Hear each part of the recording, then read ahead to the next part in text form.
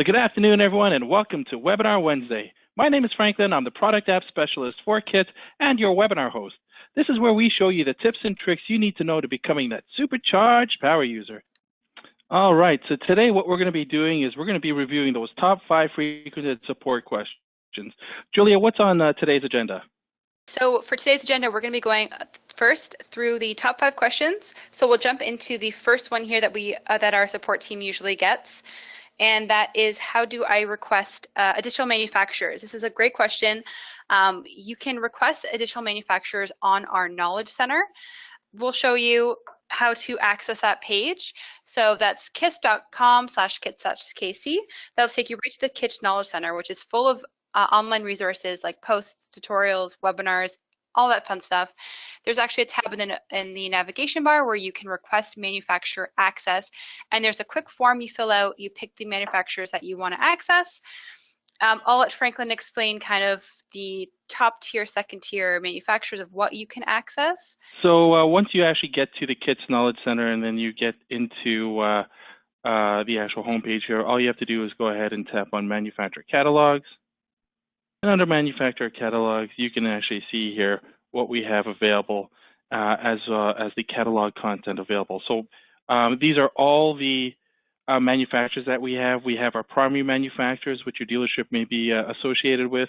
That could be the top 6 that you see in the very top there. And then we have the open manufacturer lines, which you'll be able to access as well, and that will be the following manufacturers below. As you can see, Alera has been a new manufacturer that's been recently added to KITS, and you can see it highlighted there. All you need to do is scroll all the way to the bottom, there where it says Request Manufacturer Access, tap on that or click on that if you're on your desktop computer, and then all you need to do is fill in the information there as well. Okay, now we are solely creating manufacturer landing pages where you can find more information about your manufacturer. Right now we have currently a single manufacturer loaded, and that's Allsteel. Here you can see, if you just search for Allsteel in our search box, this will lead you into the Allsteel landing page. Okay, and then under the Allsteel landing page, you can see here we have some featured product as well as some KITS projects that have been created using the manufacturer's products in different categories. These are available for you to also download to your iPad. All you need to do is scroll to the bottom, request a project, and select the projects that you want, and what we'll do is we'll share those projects with you. That will include everything that you see in the KITS rendering. Okay, so slowly but surely we'll be getting the majority of all the manufacturers up, and you'll be able to access some fun and very interesting renderings that we'll be creating as we go forward. All right, so let's continue on with question number 2. All right, so our next question, frequently asked by our community, is a lot to do with syncing. So can I do other things on my iPad while syncing, and how can I speed up this process? All right, so to sync is quite easy. If you're new to the iPad, all you have to do is go to the sync link that's found at the top right corner when you're in the project gallery screen. Now that's the just in the top of the navigation bar here, you have the sync link at the top right. Let's go tap on that. That leads you to the catalog subscription screen. Okay, and the catalog subscription screen will allow you to manage the content that's available to you. Now, can you do other things while you're syncing? That's yes and no. The reason being is our sync is done in a 2-stage process. As you can see here, I'm going to go ahead and select the manufacturer, and I'm going to go ahead and tap on sync now. What I'm actually doing at this moment is I'm actually accessing the cloud, and I'm pulling down that data. So the first stage we see here is the data sync in progress. This is pulling all the text information, model number information, anything that's associated to that particular item in the manufacturer's catalog. Then it goes into the graphic sync in progress, which you can see has released my iPad. I'm still currently syncing. I can see I have 900 items of 1,564. However, I can actually continue to work on my projects as the catalog is being synced down to my iPad, and that's because Kits is intuitive that way. It recognizes where you'll be in the actual manufacturer's catalog as it's syncing down, and it'll fetch those graphics first. Okay, so again, two-stage process. First stage pulls down the data, locks your iPad. Second stage pulls down the graphics, releases your iPad so you can continue to do your work. Okay, now Julia will actually go over some quick and easy steps that you can actually follow. These are our best practices. And basically, if you follow these best practices, you'll find better efficiency when you use Kits. All right, yes, exactly what Franklin said. So these are some of our quick tips to help you with a better syncing experience. We definitely recommend to connect to a strong and stable Wi-Fi, so it's avoiding public networks that will be a little bit slower because of the amount of people that are connecting. Also, downloading only the catalogs you need. A lot of people get very overwhelmed and excited when they see all these manufacturers available, but we definitely suggest that you download the catalogs that you need at that time, or else you're going to be bogged down with a lot of sync time and waiting. Also, try downloading catalogs one at a time. So, pick Allsteel, pick one of their catalogs, let that fully download, and then pick another one, kind of going through the process slowly so you're not waiting and waiting the entire day. And just to add to that, actually, if you do need to download multiple catalogs, we recommend that you don't download no more than 3 at a time. This way you're not too bogged down with having to wait for your iPad or for your sync to complete. Remember, all the features done for Kits are in-app only, so you must remain in the app. Exactly. And the last point that we mentioned to our users that maybe you're not familiar with is some of your older projects will be taking up a lot of space on your iPad. So we suggest deleting some of your older projects, maybe tests that you've tried or things you're not using anymore. Clearing that up will also help your sync process and the speed. We also have a quick article on the Knowledge Center about syncing that I will link in the chat box if you're interested in reading a little bit more about how to improve your sync process. So the next question that we get from our users is, why is an item in my project grayed out? Might be a little bit confusing, so I'll let Franklin show an example and explain further. All right. So finding an item that doesn't work in Kits is sort of finding like a needle in a haystack. Now, when it does happen, what we mean by your items being grayed out is the swatches may not apply appropriately to the actual item itself or correctly to the item itself. This is what we call grayscaling. As you can recognize, the item comes in without any specification. It comes as a grayscaled model. You try to specify some type of swatch, and it doesn't apply, and that's what you get is a broken graphic. This is important for us to recognize, and it's important for our field to actually contact us to let us know what they're experiencing in terms of the graphics that they're using based on the manufacturer that they're specifying from, so that we can actually work with the manufacturer to getting the graphics corrected. Okay, so it's important for you to contact us. You can contact Kit Support, and you can also contact myself or Julia. Now, here I have an example of an item that, again, you can see is a grayscaled item as it comes through. Now, the difference with this one is it does specify, but let me show you what happens when it gets specified. Okay, I'm just going to quickly choose some fabrics here so you can see a contrast.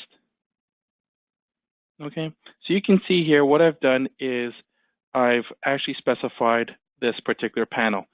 Here you can see at the very bottom, for some reason, the track at the bottom doesn't actually get the swatch that's supposed to be applied, which is the white, and it remains black. And then I also have a cross or a mix of the 2 panel fabrics that I've selected. And this is an issue of a graphic that we find in Kits, because if I try to render this, let's look at the result. You can see that for some reason, the layers that the swatches are supposed to apply to are blending together. So this is important for us to know. You can see here that it renders well, but for some reason, we get a mix of the 2 on our screen. Okay, so when you see something like that, that's important for you to contact us as well, letting us know what you're experiencing with the broken graphic. And what we'll do is we'll take that part number. So again, what you should do is contact us with the part number, with the manufacturer, maybe the manufacturer catalog code. And what we'll do is we'll compile that in a list so that when we work with the manufacturer for the, before their next conversion, what we'll do is we'll make sure that they get a list of graphics that we've found and that the field has found that is broken in kits. Now remember, we don't do anything to fix the manufacturer's data. They actually provide us that data set, and all we do is we convert it so that it's usable through our tool on the iPad. And that data set is the same data set that you'll be using with some of the other spec tools that you may be used to, like CAP Designer, Project Matrix, CET, Configura. Those are all the different spec tools that we work with that are authorized authoring programs for DWGs to be imported into kits because we share the same data set. So if it's broken on our side, it's definitely broken on their side as well. Okay, so it's important for you to let us know what you find so that we can work with the manufacturer to perfecting that data. All right, so let's go on to the next question. All right, so another question that we get from a lot of our users is regarding the gestures when you are creating a project and when you're moving items around. So one of our biggest questions is, how do I move items up and down? All right, so as you can see here, we have a hand gesture list of all the different gesturing that you can do with our great hand model here, indicating how to actually perform some of these gestures. Okay, so as you can see here, for vertical raise or vertical up and down in the kits universe, what you'll need to do is place 3 fingers just as in the image here, and you'll need to place them on screen and drag them up and down. Okay, up to raise the item, down to bring it down. Okay, so let me show you how that works. I'm going to go ahead and open a project here. So as you can see, we have a wonderful project here with some items that are actually on the ground. What I'm going to do is I'm going to actually move these items to where they will be roughly. As you can see, I've placed that computer slightly underneath the workstation.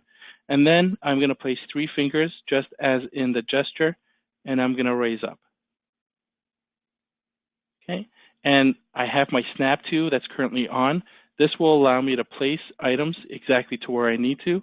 For instance, this computer is landing on the surface of the work surface, and that's where I want it to be because the snap to recognizes the point of where it's supposed to land.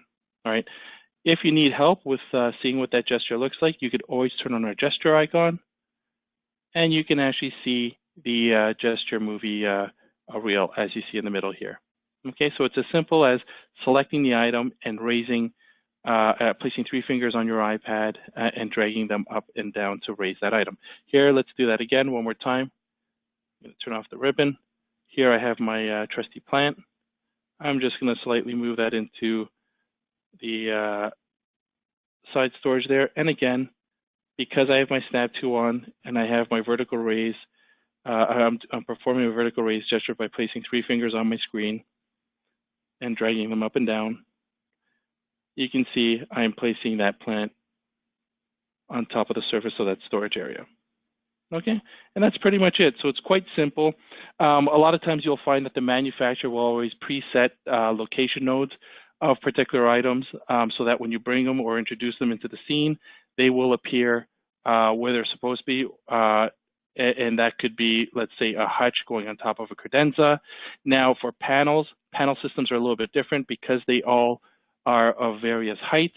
What you'll need to do is you'll need to make sure that you bring your panel fabric in, and you'll have to place it appropriately at the appropriate height where it's supposed to be placed in the framing. Okay, so usually you'll find those panels and panel frames will come in on the ground, and you'll have to place them manually.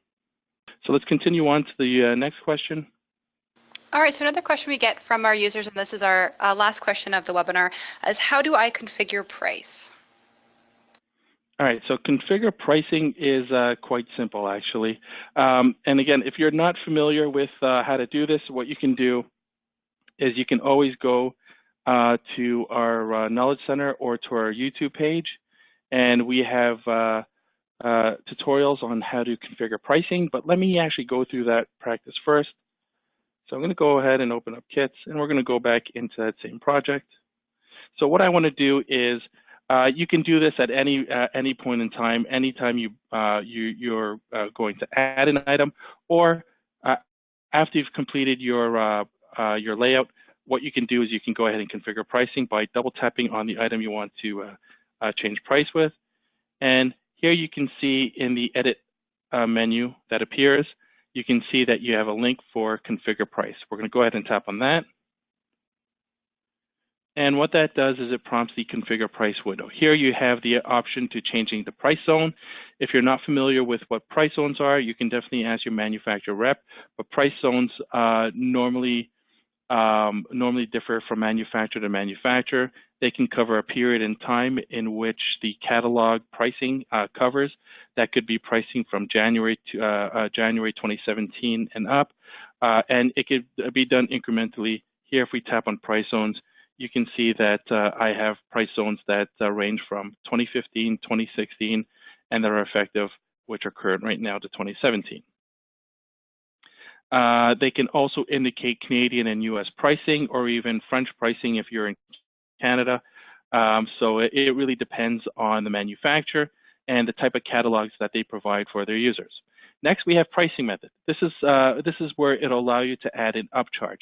This is not where it's going to provide you proper gross margin, but provide you an upcharge. Okay, to do proper gross margin, what you'll have to do is you'll have to pre-calculate that manually, and then you'll have to enter that information afterwards. But in this case, here, what we can easily say is I want to create a 20% upcharge on top of the catalog list price.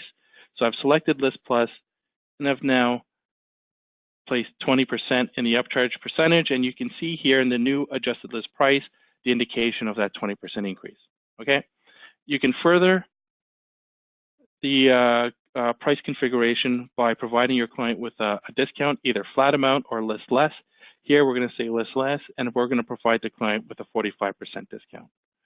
And now you can see the new sell price, which is based on the 45% discount, which has been taken from the new adjusted list price. Okay, once you're satisfied with those numbers, you can go ahead and tap on apply, and you can now see that the pricing has been accepted, as the link has now changed to showing that there's a list less of 45% that's been added for this particular item. But if you go to your list view, you can also see where that pricing has taken place.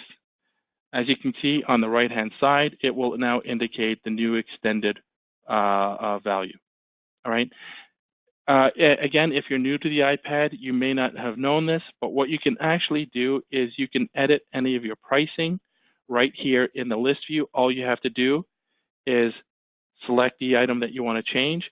You can easily do that by narrowing down which catalog you want to be looking at. So in this case, if I only want to see items that are found in the HSN seating, I'm going to go ahead and select that. Here, I'm left with the one chair that's been specified in this project. I have a quantity of 4. I want to change my price. What I'm going to do is I'm going to tap on the actual pricing here. And again, that will allow me to configure price. Okay. You can also configure pricing for multiple items.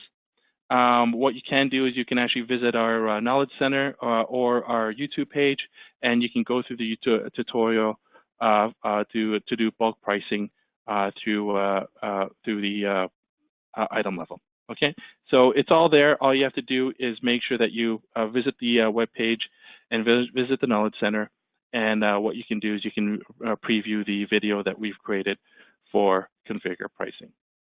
And it seems to be the last question. I think we've covered the majority of the top 5 questions that have been asked recently with our KIT support team. So let's go to Julia for any additional questions.